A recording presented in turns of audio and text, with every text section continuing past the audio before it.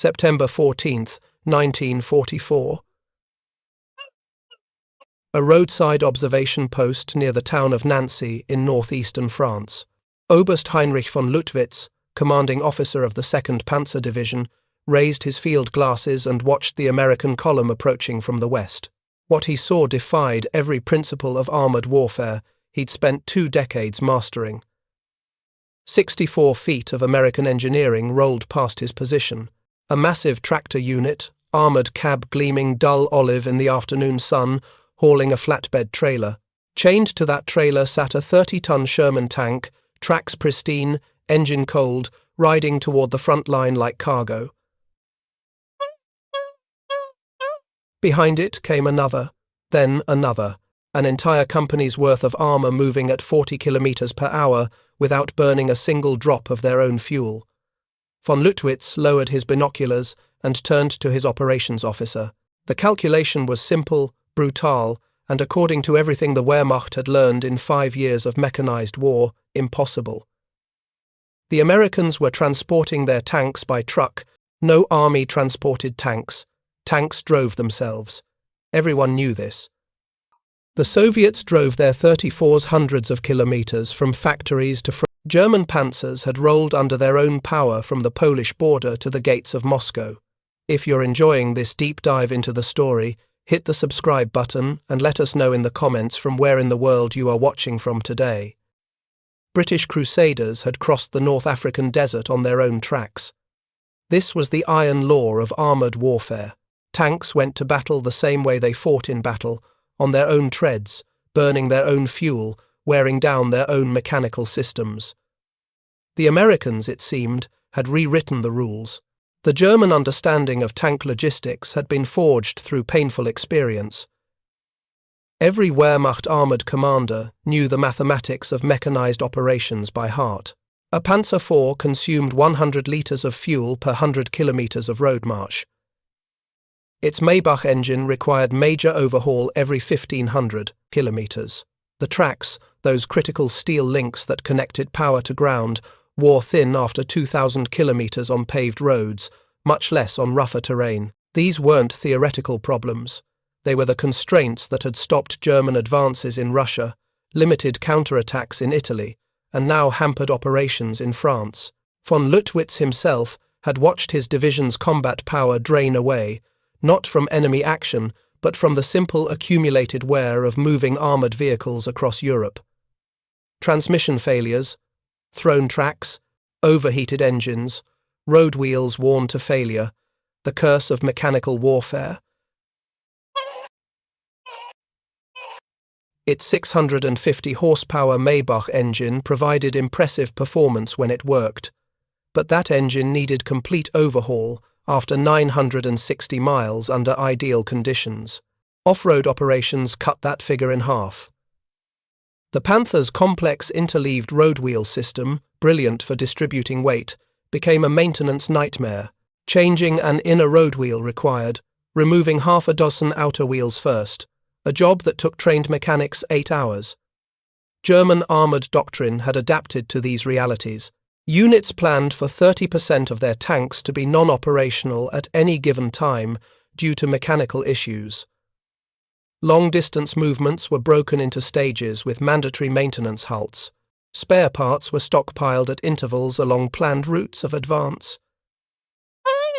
Entire companies of mechanics followed combat formations, struggling to keep machines running, and even with all these measures, German tank forces barely maintained operational readiness. The Americans faced the same physical laws. A Sherman tank weighed 30 tons. Its Continental radial engine, while reliable, still required maintenance. Its tracks still wore down. Its suspension still accumulated damage. The Sherman consumed roughly 200 litres of fuel per 100 kilometres, slightly better than German tanks, but still a substantial burden. An American armoured division with 200 tanks needed 40,000 litres of fuel just to move 100 kilometres. Von Lüttwitz had read the intelligence reports. American forces had landed in Normandy 4 months earlier with hundreds of tanks. Those same tanks had driven the length of France, from the invasion beaches to the German frontier, over 700 kilometers. Under normal circumstances, that distance should have destroyed half their armored vehicles through mechanical attrition alone. Yet here they were, Sherman after Sherman rolling past on flatbed trailers, tracks showing minimal wear, ready for immediate combat deployment. What German intelligence hadn't grasped was that the Americans had solved the unsolvable problem. They hadn't defeated the physics of mechanical wear, they'd simply bypassed it entirely. Instead of accepting that tanks must drive themselves into battle, American logistics officers had asked a different question. What if tanks didn't drive to the front at all? The answer was the tank transporter. The Diamond T Model 980 had entered British service in 1940, ordered by the British Purchasing Commission to solve the challenge of moving heavy armour across North Africa. The 12-ton ballast tractor, powered by a 185-horsepower Hercules diesel engine, could haul 40 tons at 35 miles per hour on good roads. Paired with the M9 trailer, featuring 24 small wheels on 12 axles, the combination became the M19 tank transporter system. Over 5,000 were produced during the war. The American Army standardized it in 1942. British forces used it throughout North Africa and Italy. The system worked, moving tanks from railheads to forward positions, recovering damaged vehicles, conserving tracks and engines for actual combat operations. But the M19 had limitations. Its maximum capacity topped out at 35 tons, barely adequate for a Sherman and insufficient for heavier vehicles. The 6x4 configuration, with only 2 driven axles, provided poor off-road performance. Most critically, the Diamond T tractor couldn't handle the newest American trailer designs coming online, 40-ton carriers built by Fruhauf Trailer Company in Detroit. The answer came from the Knuckey Truck Company in San Francisco. They designed the M26 tractor specifically to handle heavier loads. When Knuckey's production capacity proved insufficient to meet military demand, the Pacific Car and Foundry Company in Seattle took over manufacturing. 2,100 units would be built by war's end. The M26 defied every convention of heavy truck design. It featured a 6x6 chassis with all wheels driven, providing traction in conditions that stopped two-wheel drive vehicles. The forward control cab seated 7 personnel, armoured with 19mm steel on the front and 6.4mm protection on sides and rear. A 50 caliber Browning machine gun on a ring mount gave it self-defense capability. 2 powerful winches, with combined pulling capacity of 60 tons, allowed the tractor to function as both transporter and recovery vehicle. The power plant was exceptional. A Hall-Scott 440 engine, displacing 17 litres, generated 240 horsepower. This massive inline 6-cylinder gasoline engine featured gear-driven valve timing and individual cylinder heads, making field repairs manageable. It consumed fuel prodigiously, but in an army that shipped millions of gallons across the Atlantic monthly, fuel economy wasn't the primary concern. Reliability was. The Hall-Scott delivered. The engine's exhaust note became legendary. Under hard acceleration, flame would belch from the exhaust pipes, giving the vehicle its nickname, the Dragon Wagon. Crews embraced the name. It captured something about the machine's character, powerful, intimidating, and utterly unstoppable when pointed at an objective. Paired with the M15 trailer, an 8-wheel low loader with capacity for 45 tons depending on variant, the complete M25 tank transporter system could carry any vehicle in the Allied inventory. Shermans rode easily within the weight limit. The new M26 Pershing heavy tank, arriving in Europe in early 1945 at 46 tons, fit with minimal margin. Even captured German Panthers and Tigers could be transported when American forces needed to move them for evaluation. The combination stretched 64 feet from the tractor's armoured nose to the trailer's rear-loading ramps. It stood 11 feet high, 10 feet wide. Fully loaded, the system weighed 74 tons, as much as Germany's heaviest tank, the Tiger II. The comparison wasn't lost on German officers who watched these behemoths roll past their positions. Operation began simply. Tanks drove up the trailer's hinged ramps under their own power when operational. For disabled vehicles, The M26's winches pulled them aboard, powerful enough to drag a burned-out Sherman up the loading ramps, despite damaged tracks or seized transmissions.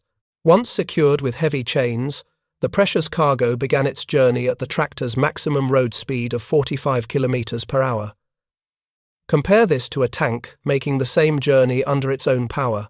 A Sherman moving 300 kilometers at its cruising speed of 35 kilometers per hour needed roughly 9 hours of continuous operation. That 9 hours meant 9 hours of engine wear, 9 hours of track friction against road wheels and sprockets, 9 hours of vibration stress on suspension components, 9 hours of fuel consumption from the tank's own supply. Transported by Dragon Wagon, that same Sherman arrived with 0 operational hours added, 0 track wear, 0 engine stress. The crews rode in separate transport, arriving fresh rather than exhausted from a day confined in a cramped, noisy, vibrating steel box. The fuel the Sherman would have burned stayed in its tanks, available for combat operations. The tracks that would have worn thin remained sharp, ready to bite into muddy soil or loose sand. The strategic implications were staggering. American armored doctrine had always emphasized mobility and operational tempo. Tank destroyers and medium tanks operated as exploitation forces, racing through breakthroughs to wreak havoc in enemy rear areas. This required vehicles capable of sustained high-speed movement. The Dragon Wagon gave American commanders a tool that multiplied their tanks' operational range by an order of magnitude. A Sherman's tracks typically lasted 5,000 kilometers under ideal conditions, according to Soviet reports from Lend-Lease evaluations. American sources were more conservative, expecting major track replacement after 1,500 to 2,000 kilometers, depending on terrain. Either way, tracks were consumable items that wore out. Rubber pads on the T-48 track links, standard on most Shermans, could wear smooth after just 250 miles in rocky Italian terrain. Transporting tanks preserved these critical components. A tank hauled 300 kilometers by Dragon Wagon, and then fighting for 200 kilometers in combat operations, had put stress on its systems for only the combat portion. The same tank that drove 300 kilometers and then fought for 200 had accumulated 500 kilometers of total wear. That difference, small in a single deployment, accumulated dramatically over months of continuous operations. From Normandy to the German border was 700 kilometers. American armored divisions that made that journey in 60 days of combat had their tanks driven, on average, perhaps half that distance. The other half rode on flatbeds. When those divisions reached the West Wall fortifications in September 1944, their vehicles had thousands of kilometers of service life remaining. They weren't worn-out hulks barely functional. They were fresh machines ready for the next phase of operations. German armored units making comparable movements told a different story. The 2nd SS Panzer Division Das Reich had been stationed near Toulouse in southern France when the Normandy invasion began. Ordered north to contain the breakout, Das Reich covered 900 kilometers in 18 days. The division arrived with 40% of its Panther tanks disabled by mechanical failure, not a single shot fired by the enemy. Final drives had failed, transmissions seized, engines overheated. The remaining Panthers needed immediate maintenance before entering combat. This pattern repeated throughout the Wehrmacht. The 17 SS Panzer Grenadier Division, ordered from Normandy to the Eastern Front in August 1944, left behind a trail of broken-down vehicles across France and Germany. The 9th SS Panzer Division Hohenstaufen, transferred from the Netherlands to Arnhem during Operation Market Garden, arrived with less than half its authorized strength, the rest scattered along the route with mechanical problems. American forces suffered mechanical failures too. No machine is perfect, but their tank transporter fleet meant mechanical failures during road marches became minor inconveniences rather than operational disasters. A Sherman throwing a track during a 200-kilometer road march meant hooking it to a Dragon Wagon and hauling it to a maintenance depot. The same failure in a German Panther might mean the tank sitting roadside for days waiting for recovery, then additional days for repair. The crew borrowed to fill shortages in other vehicles. The tank potentially lost permanently if Allied forces advanced, before recovery was possible. This was the calculus that German intelligence failed to grasp in the summer and fall of 1944. They counted American tanks, they noted American production figures, they tracked losses inflicted in combat. But they didn't understand that American tanks weren't wearing out between battles. Every German operational plan included assumptions about American mechanical attrition that simply weren't occurring. The first Dragon wagons arrived in Europe during the summer of 1944, deployed initially to Italy, where mountainous terrain and primitive roads made tank recovery operations critical. American maintenance battalions operating in the Apennines immediately recognized their value. A disabled Sherman on a narrow mountain road could block an entire column for hours. The Dragon wagon's winches could drag it aboard and clear the route in 30 minutes. By September, larger numbers appeared in France. Transportation Corps units operating behind the breakout from Normandy integrated them into supply operations. Their primary mission wasn't long-distance tank delivery that still relied heavily on rail transport where available. Instead, Dragon wagons filled the gap between railheads and forward assembly areas, typically 30 to 80 kilometers of rough roads and damaged bridges that tank treads would shred.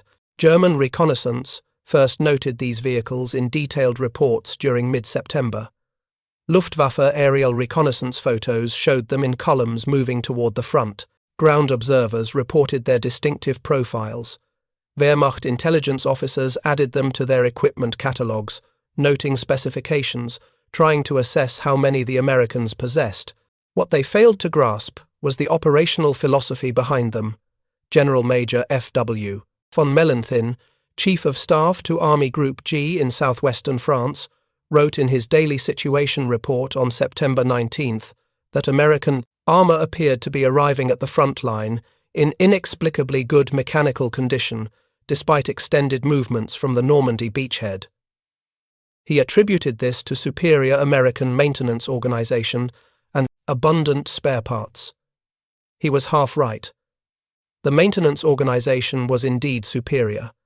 American doctrine called for 3 levels of maintenance: organizational level maintenance, performed by tank crews themselves, handled daily checks and minor repairs; direct support maintenance, conducted by battalion maintenance companies, addressed more complex problems requiring specialized tools; general support maintenance, performed at dedicated depots, handled complete rebuilds and major overhauls.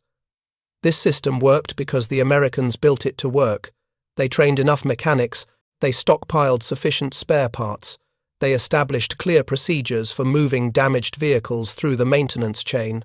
Most critically, they had the tools to move those vehicles. The Dragon wagon wasn't just a transporter, it was the linchpin of the entire maintenance system. When a Sherman threw a track during combat operations, the crew could sometimes repair it on-site in 30 to 45 minutes if they had replacement track pins and tools. If the damage was more severe suspension failure, thrown track scattered across 100 meters of terrain, final drive damage, the tank became immobile. In German service, that immobile tank might sit for days. Recovery vehicles would eventually arrive, usually modified tanks serving as tractors, and drag the casualty back to a maintenance facility. The process was slow, hazardous when conducted near enemy lines, and often resulted in tanks being abandoned when tactical situations deteriorated before recovery was possible. American procedure was faster. A M32 tank recovery vehicle, itself built on a Sherman chassis, would arrive within hours. If the tank could be repaired forward, the M32's crew performed the work. If not, they conducted initial recovery clearing obstacles, preparing the vehicle for towing. Then, the Dragon wagon appeared, winches growling, chains rattling, the disabled Sherman climbed aboard. Within an hour of the Dragon wagon's arrival, the tank was moving toward a maintenance depot at 45 kilometers per hour. The speed of this cycle stunned German observers. General Lieutenant Walter Kruger, commanding the 58th Panzer Corps, noted in his October 5th report that American tank strength in his sector showed no decline despite continuous combat operations. Either their production capacity permits replacing all losses immediately, he wrote, or their maintenance capabilities exceed our estimates. If you find this story engaging, please take a moment to subscribe and enable notifications. It helps us continue producing in-depth content like this. Possibly both. Both indeed. But there was a third factor Kruger didn't mention because he didn't know to look for it. American tanks weren't wearing out in the first place. Oberst von Lüttwitz finally grasped this reality in late September during the siege of Metz. His 2nd Panzer Division had been ordered to contain American forces, investing the ancient fortress city. The Americans brought overwhelming numbers. The Third Army's 12 Corps had 3 divisions available. But what impressed von Lüttwitz wasn't the quantity, it was the quality. Their tanks are not degraded, he wrote to his Army Group headquarters on September 28th. 3 weeks of continuous operations and their Shermans show no diminished performance. Crews are alert, mechanical performance is exemplary, they advance at speeds suggesting full operational capability. He'd expected to face worn-out American armor stumbling toward Metz after the long pursuit across France. Instead, he faced fresh divisions operating as if they'd just rolled off the assembly line. How? The answer arrived in his prisoner interrogation reports. American tank crews, when questioned, casually mentioned being transported forward. Interrogator noted, no special significance attached. One crew member stated their tank had been on the truck 3 times since landing in France. They found this unremarkable. Von Lüttwitz requested aerial reconnaissance focus on American rear areas. The photos came back within 48 hours, long columns of transporters visible on roads leading toward Metz. He counted 27 in one photograph alone, each carrying either a Sherman tank or other heavy equipment. 27 machines preserved from road wear, ready for immediate combat, delivered to the front faster than they could have driven themselves.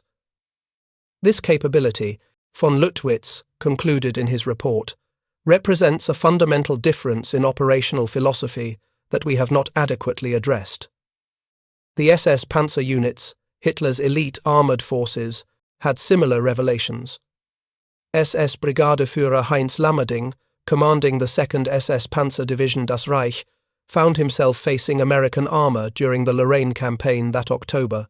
His Panthers were superior vehicles, in direct combat better armour, more powerful guns, but they were also maintenance catastrophes. The Panther's Maybach HL 230 engine produced 650 horsepower, giving the 45-ton tank impressive performance. But that engine required constant attention. Oil consumption was high. The cooling system prone to leaks. Most critically, the final drives the gearing that connected engine power to the drive sprockets failed with frustrating regularity under the tank's weight. Changing a Panther's final drive required specialized tools, skilled mechanics, and 8 to 10 hours of work. If the failure occurred during combat operations, the tank was effectively lost. Recovery vehicles could tow Panthers short distances, but the weight and bulk made long-distance recovery impractical. Dozens of Panthers were abandoned across France and Germany simply because they broke down too far from repair facilities. Lammerding's maintenance logs for October 1944 make painful reading. Of 58 Panthers authorized to his division, only 23 were operational on October 1st. 12 were undergoing repairs for final drive failures. 8 had engine problems. 6 were awaiting spare parts that hadn't arrived. The remaining 9 were scattered across France and Germany, casualties of the long retreat north from Toulouse. His American opponents faced different mathematics. The 4th Armoured Division, part of Patton's Third Army, reported on October 1st that 127 of their 168 authorized Shermans were operational. 31 were in maintenance. 10 were total losses being replaced. 0 were abandoned due to mechanical failure during movement. That 0 was the number that mattered. The difference wasn't that Shermans never broke down. They did. Track pins sheared, suspensions failed, engines needed overhauls after 1,500 miles. But when these failures occurred during administrative movements, The military term for non-combat travel, the dragon wagons, were there. A Sherman with a bad engine could be loaded aboard and transported 200 kilometers to a depot where a replacement engine waited. The same Sherman in German service would need towing by another tank, burning that tank's fuel, wearing that tank's drivetrain, taking both vehicles out of action for the time needed to complete the journey. Multiply this difference across hundreds of tanks over thousands of kilometers, and American armored divisions maintained readiness that seemed impossible to German observers. The numbers told the story. American Transportation Corps reports from October 1944 indicate that Dragon Wagon units were moving an average of 40 to 50 tanks per day in the European theatre. Not all were combat moves, many involved shuffling tanks between maintenance facilities, moving them from ports to staging areas or repositioning forces between sectors. But each movement preserved the tanks involved from mechanical wear. Intelligence analysts at OKW Oberkommando der Wehrmacht, the German Armed Forces High Command, received reports about American tank transporters but struggled to assess their significance. The analysts understood that transporting tanks saved wear. What they didn't grasp was how thoroughly the Americans had integrated this capability into their operational doctrine. German armored forces used transporters too when available. The SDKFZ-9 and SDKFZ-10 half-tracks could serve as prime movers, towing tanks short distances. Heavy trucks were sometimes pressed into service hauling lighter armored vehicles. But these were improvised solutions, not systematic capabilities. Germany had never developed a dedicated heavy tank transporter because they'd never imagined needing one at scale. The reasoning made sense in 1939. German Blitzkrieg doctrine emphasized rapid movement through enemy territory. Tanks would drive themselves to battle, fight, and keep driving. The longest movements would use rail transport. Road movement between rail and combat zones would be short enough that mechanical wear was acceptable. There was no need for a specialized vehicle that did nothing but carry other vehicles. This doctrine worked brilliantly in Poland, France, and the Balkans. Small countries, short distances, rail networks that could be quickly captured and repaired. Even in the Soviet Union initially, when German armored spearheads raced hundreds of kilometers in weeks, the assumptions held. Tanks broke down, but fresh replacements were available, and the pace of advance meant that mechanical attrition was acceptable if it brought quick victory. But quick victory never came. The war ground on. Distances grew longer, tank losses mounted. German industrial capacity couldn't replace losses at the same rate Americans produced new vehicles.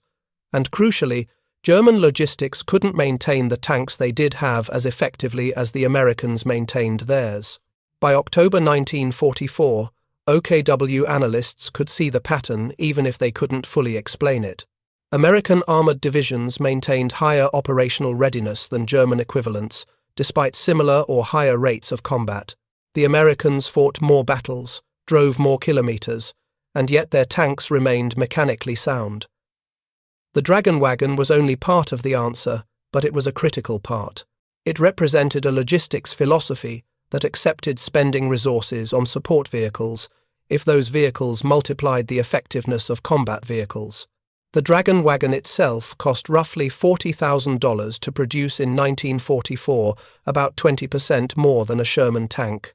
But one Dragon Wagon could transport dozens of tanks during its service life, preserving hundreds of thousands of dollars worth of combat vehicles from premature mechanical failure. More importantly, it preserved combat power. A worn-out tank was effectively useless, regardless of whether it could technically still move. An armored division whose tanks arrived at the front with thousands of kilometers already on their systems fought at reduced effectiveness. Crews were tired from long drives. Mechanical reliability was questionable. Combat performance suffered. American armored divisions arriving at the front line with tanks showing minimal wear fought at peak effectiveness. This was the difference that German commanders couldn't counter with tactics or courage or superior weaponry. On November 7, 1944, General der Panzertruppe Hermann Balck, one of Germany's most skilled armored commanders, submitted a report to Army Group G headquarters analyzing American logistics capabilities. Bulk had fought across Russia and now commanded on the Western Front. He understood mechanized warfare as well as any officer in any army. His report was blunt. The Americans have solved the tank transport problem in a manner we did not anticipate and cannot currently match. Their tanks arrive at the front line with full mechanical life remaining. Ours arrive worn from the journey. This disparity compounds daily. Over time, it becomes decisive. He recommended Germany develop similar capabilities. The recommendation went nowhere. German industry in late 1944 was struggling to build enough actual tanks, let alone specialized transporters. Raw materials were scarce. Factories faced constant Allied bombing.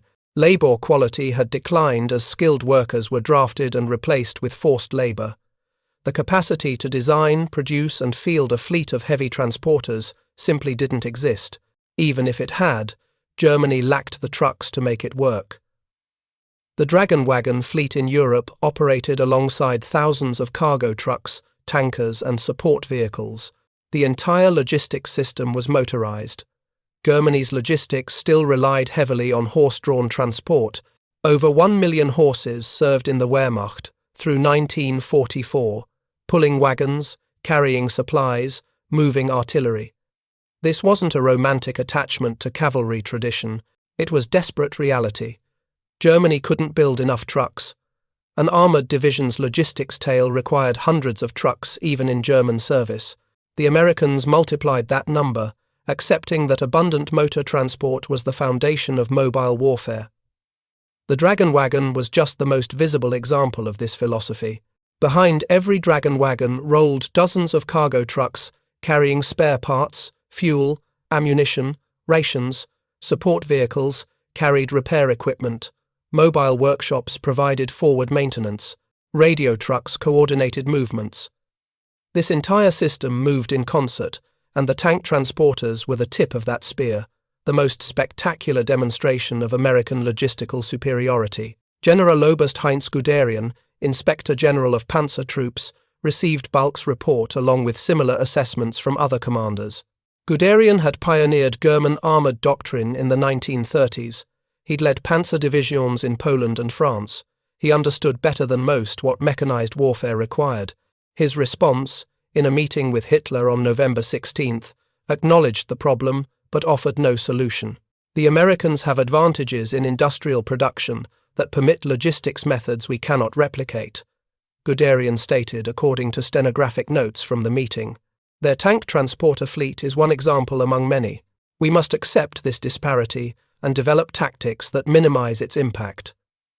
How does one minimize the impact of the enemy's tanks being mechanically superior simply because they've been preserved from road wear? Guderian didn't have an answer. Neither did anyone else. The Battle of the Bulge, Germany's last major offensive in the West, launched on December 16, 1944, would prove how decisive this gap had become. Hitler's plan called for German armoured divisions to race across the Ardennes to Antwerp, splitting Allied armies and capturing vital supply dumps. Speed was essential. Delays would be fatal. The offensive achieved complete surprise. Weather-grounded Allied aircraft, American forces in the Ardennes sector were thin. German armour broke through at multiple points. But from the first hours, logistics problems plagued the operation. German tanks carried fuel for 150 kilometers of operation. Hitler's planners assumed they would capture American fuel stocks and use them to continue the advance. This assumption proved catastrophically wrong. As German spearheads penetrated American rear areas, they found fuel depots evacuated or destroyed. American Transportation Corps units, including Dragon Wagon platoons, had moved or destroyed fuel stocks ahead of the German advance. The evacuation happened with stunning speed because the Americans had the trucks to make it happen. Fuel in 55-gallon drums loaded aboard 2.5-ton trucks, tank transporters carrying spare Shermans repositioned to defensive positions, recovery vehicles pulling disabled tanks out of harm's way. The entire logistics system proved as mobile as the combat forces it supported. German units, by contrast, found themselves paralyzed by fuel shortages within days. The 1st SS Panzer Division's Kampfgruppe Piper, the deepest penetration of the offensive, ground to a halt near Stoumont on December 19th, not defeated in battle, simply out of fuel. Dozens of Panthers and Tiger Ts sat immobile, abandoned when American counterattacks made recovery impossible. Meanwhile, American armored divisions rushed north to contain the breakthrough. The 4th Armored Division displaced over 200 kilometers from the Saar to Bastogne in under 48 hours. Most of their tanks rode on transporters for the administrative movement, arriving with fuel tanks full and maintenance status green. They went straight into combat. On December 22nd, elements of the 4th Armored attacked toward Bastogne through German positions. The Shermans performed flawlessly. No mechanical failures attributed to the rushed deployment. The tanks had been preserved for exactly this moment, rolled off their transporters and directly into the fight. By January 1945, the Battle of the Bulge had collapsed into a German defeat. Hitler's gamble had cost the Wehrmacht its last mobile reserves without achieving any strategic objectives. American forces had contained the breakthrough, counterattacked, and were now pushing toward the Rhine. The temporary crisis had revealed permanent truths about the war's logistics. German after-action reports from the Ardennes offensive painted a grim picture. General Oberst Alfred Jodl, chief of the operations staff at OKW, compiled assessments from division and corps commanders. A consistent theme emerged. American forces demonstrated mobility that German planners had not anticipated and could not match. Their response time to our breakthrough suggests pre-positioned forces or transportation capabilities that permit rapid redeployment, wrote General der Panzertruppe Hasso von Manteuffel, commanding 5th Panzer Army during the offensive. Enemy armour appeared at Bastogne within 72 hours of our initial assault, despite these units being engaged elsewhere when our attack began. The distances involved require either air transport, which weather prohibited, or ground transport of extraordinary efficiency. Von Manteuffel didn't know about the tank transporters specifically, he simply observed the effect. American armored divisions moved faster than seemed possible. They arrived at battlefields with combat-ready equipment. They sustained operations without the mechanical degradation that plagued German forces. The Dragon wagons had proven their worth in the most challenging conditions imaginable. December 1944 brought winter weather to the Ardennes, icy roads, snow-covered highways, visibility measured in meters. Tank transporters still moved. Drivers navigated treacherous routes, sometimes forming convoys with headlights blazing despite enemy aircraft, accepting risk to deliver their cargo. The 4th Armored Division's displacement to Bastogne required moving 190 combat vehicles over 200 kilometers of winter roads in 48 hours. Of those 190 vehicles, approximately 140 rode on transporters for at least part of the journey. The remainder drove themselves when transporters weren't available or when tactical situations required dispersed movement. Those 140 transported tanks arrived in significantly better mechanical condition than the 50 that drove the full distance. Maintenance logs from late December show the pattern clearly. Tanks that rode transporters had minimal issues during the initial attacks toward Bastogne. Those that drove themselves required immediate maintenance for track adjustments, suspension problems, and minor engine issues. Nothing catastrophic, but enough to reduce operational readiness by 10 to 15%. In a battle as desperate as Bastogne, 10% readiness could mean the difference between breakthrough and stalemate. German forces attempting similar rapid redeployments faced exponentially greater challenges. The 9th Panzer Division, ordered from the Eastern Front to the Ardennes in early December, lost 30% of its armour to mechanical breakdowns during the movement. The division arrived under strength and needed days of maintenance before achieving combat readiness. By then, the opportunity had passed. This pattern repeated across the German order of battle. Units ordered to reinforce the Bulge offensive arrived late, depleted, mechanically compromised.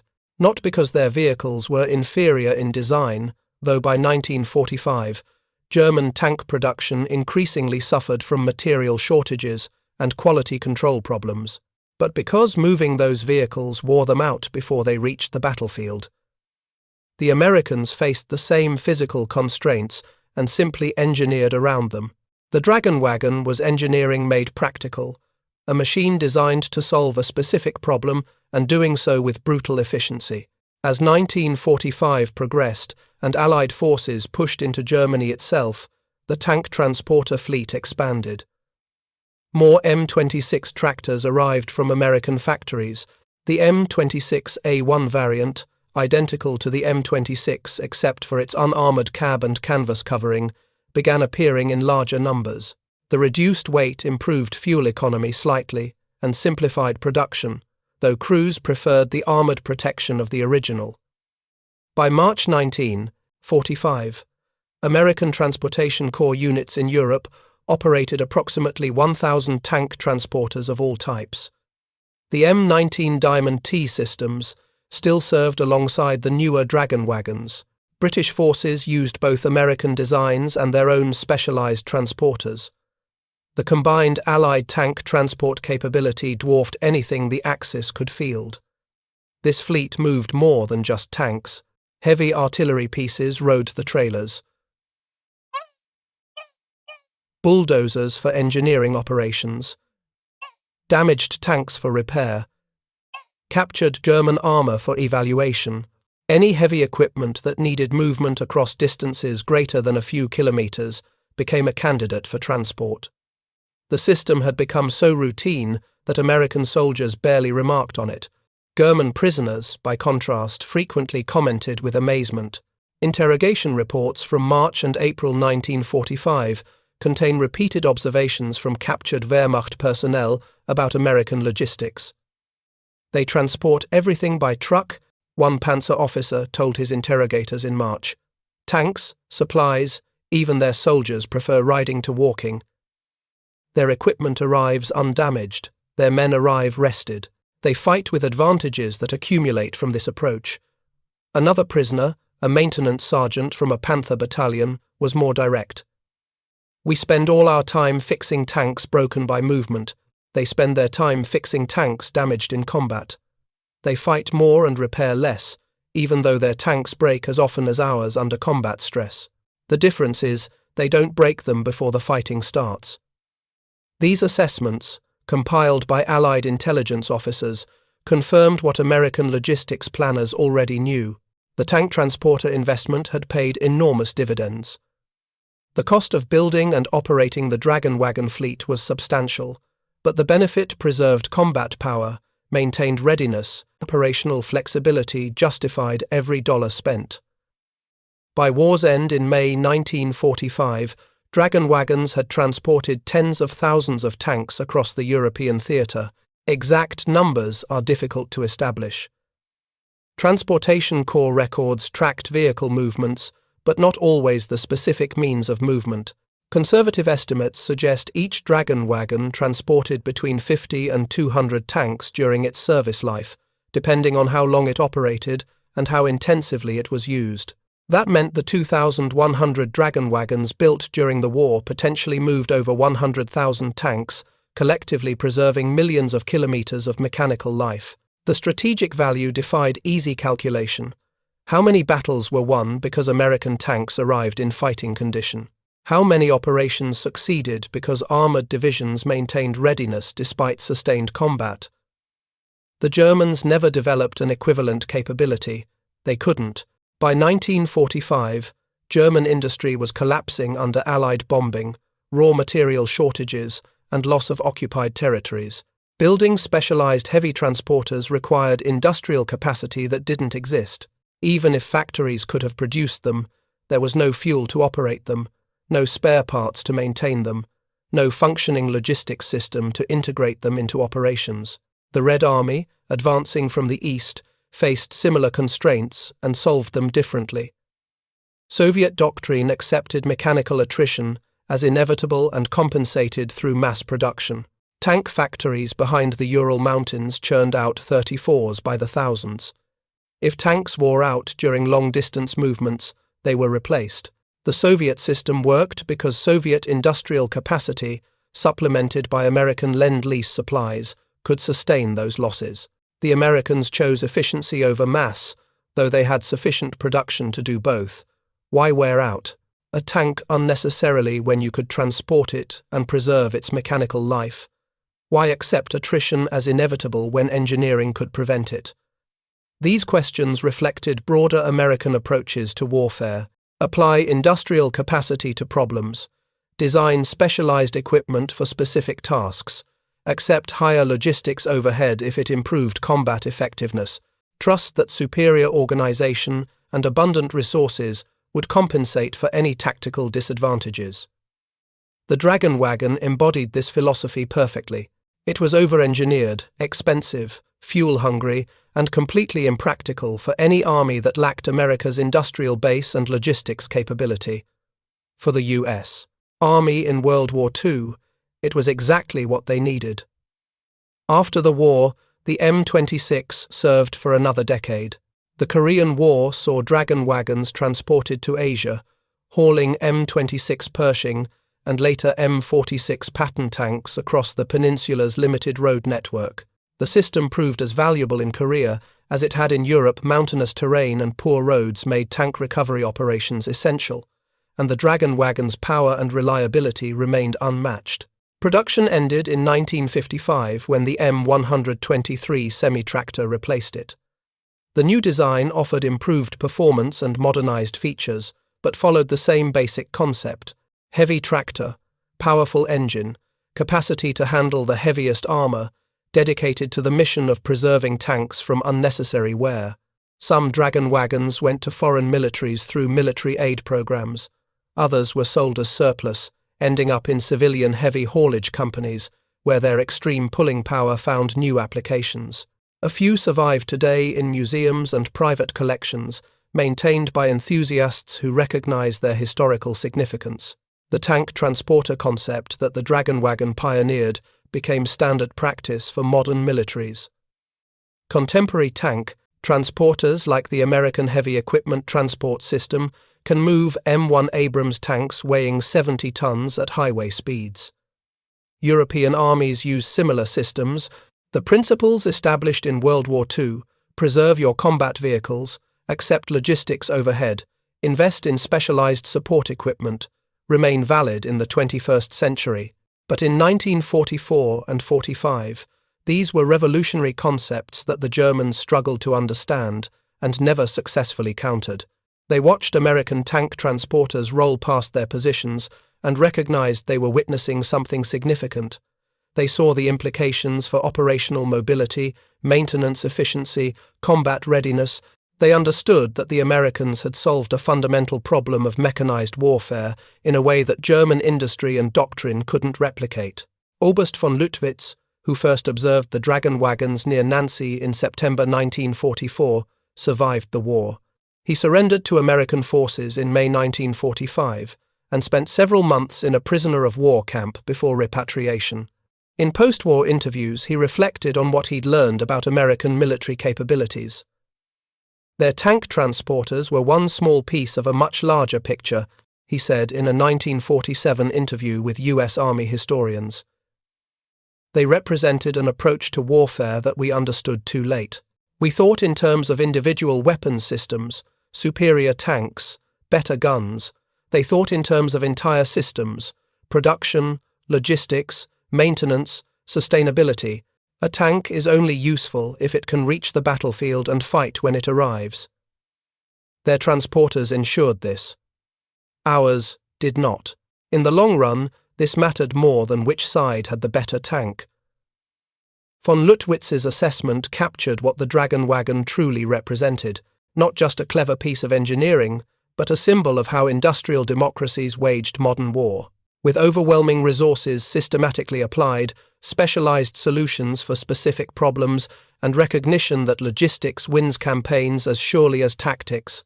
When German officers said, "No army can stop that," watching American tank transporters roll past, they weren't simply commenting on the machines themselves. They were acknowledging that they faced an enemy whose material advantages had been translated into operational capabilities through intelligent application of engineering and organization.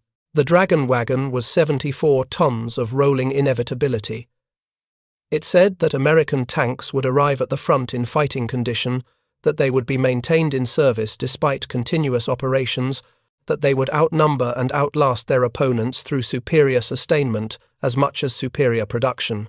It said that German hopes of winning through tactical skill or operational artistry would founder against an enemy who had industrialized warfare more thoroughly than anyone had imagined possible.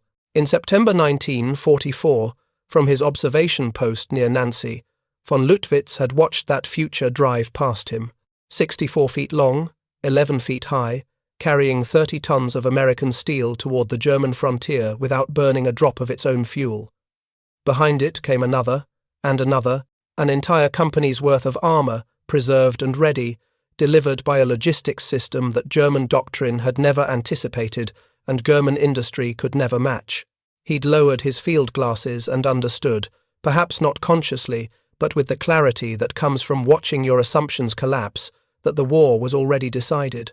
Not in that moment, but in the factories that built these impossible machines, in the logistics doctrine that deployed them, in the industrial philosophy that accepted spending $40,000 to build a truck whose only job was carrying other vehicles. The Americans had solved the unsolvable problem, and the solution was rolling toward him at 45 kilometers per hour, ready to do it again tomorrow, and the day after, and every day until Germany had no armies left to field. The dragon wagon kept rolling. That was its purpose. That was what made it unstoppable. Not armor, not firepower, but the grinding certainty that American tanks would always arrive ready to fight because America had built a machine whose only job was making sure they did. No army could stop that. The Germans tried. For 8 months they fought against American forces, whose tanks showed no degradation, whose mechanical readiness defied expectations, whose operational capabilities seemed infinite, because the logistics supporting them functioned with mechanical precision. They lost.